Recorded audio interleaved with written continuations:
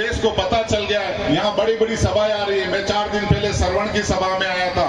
एक तरफ हेलीकॉप्टर से मुख्यमंत्री थे, दूसरी तरफ हमारे बालू सिंह गामड़ और हमारे पास में 2-4 पुरानी गाड़ियां, लेकिन पब्लिक वहां से ज्यादा हमारे साथ थी, क्योंकि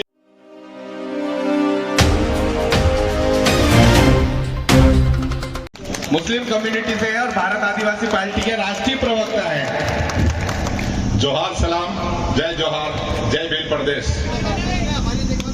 मैं बांसवाड़ा डूंगरपुर की अभी 8 दिन पहले ही हमारे चुनाव खत्म हुए और भाई राजकुमार यहीं आपके बीच में बैठे हुए हैं। तो मैं खास करके मुस्लिम कम्युनिटी से ये कहना चाहता हूं कि हम लोगों ने बांसवाड़ा, डूंगरपुर, उदयपुर, चित्तौड़, ये पूरा इलाके में मुसलमानों के जितने भी वोट थे सारे के सारे बाप पार्टी को दिलाए। उसका कारण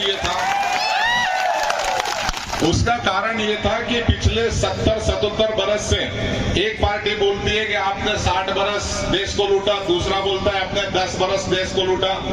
अरे हम तो ये कहते हैं कि आपने 77 बरस हमको लूटा, आपने, और दोनों ने मिलकर हमारा तो नुकसान किया। और हमारा नुकसान किस हिसाब से किया मैं आपको बताता हूं कि पहले तालीम से तुम मोड़ दिए जाओगे। तालीम का मतलब समझते हो ना, शिक्षा से आपको दूर कर दिया जाएगा। आप इस इलाके में देखो, कहीं कोई ऐसा शिक्षण संस्थान नहीं है जहां से बच्चे पढ़ सकते हैं।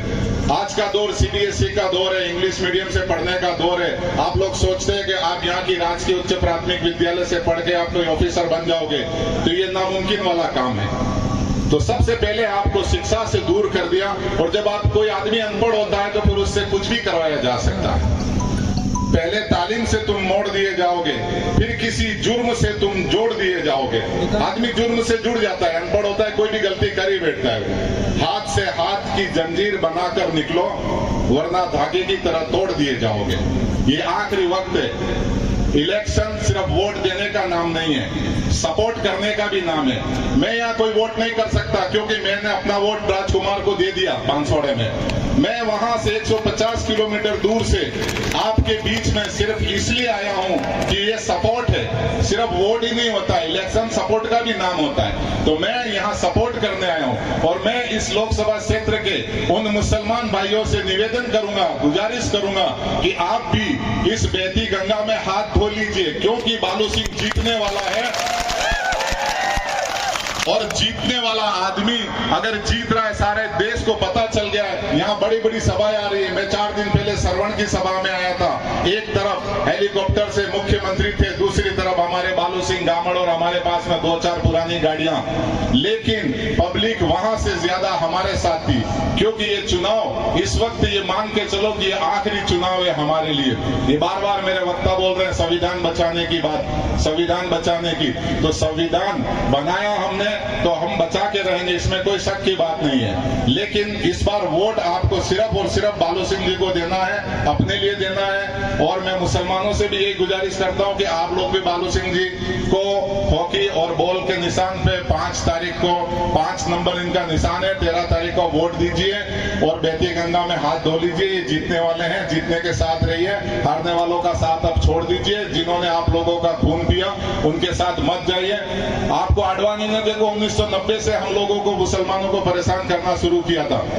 और जब कोई किसी की हाय लेता है तो उसका हाल क्या हो जाता है आपको खुद पता है। जो मोदी जी 75 बरस वाले को बिल्कुल बुजुर्ग मान के चलते हैं, उन्होंने जब पहले आए तो बोला 75 साल उम्र हो गई है। आडवाणी जी, यशवंत सिन्हा जी और दूसरे मुरली मनोहर जोशी जी, जिन्होंने इस बीजेपी पार्टी को खड़ी की थी, इसकी नींव रखी थी, इसका फाउंडेशन बनाया था, उन्होंने 75 बरस का बोल के उन्हें मार्गदर्शक मंडप में बैठा दिया। आज हमारे शहंशाह खुद 75 साल के हैं, लेकिन वो कहते हैं कि एक बार और मोदी सरकार। ये दुनिया में पहला ऐसा देश है जहां किसी के नाम से सरकार बनती है। मैं विदेश में रहता हूं, यूएस गवर्नमेंट कहलाती है, ब्रिटिश गवर्नमेंट कहलाती है, जर्मन गवर्नमेंट कहलाती है, सऊदी अरब की किंगडम गवर्नमेंट कहलाती है। सिर्फ भारत सरकार ना हो के ओनली मोदी सरकार कहते हैं। तो ये उनका घमंड बोलता है, उनका गुरूर बोलता है। तो ये वक्त आ चुका है, उनका घमंड तोड़ दो। और लेकिन उसके लिए कोई युद्ध नहीं लड़ना हमको, हमें तलवारों की जरूरत नहीं है, न तीर चाहिए न बंदूकें चाहिए। इस वक्त की जो जंग है वो सिर्फ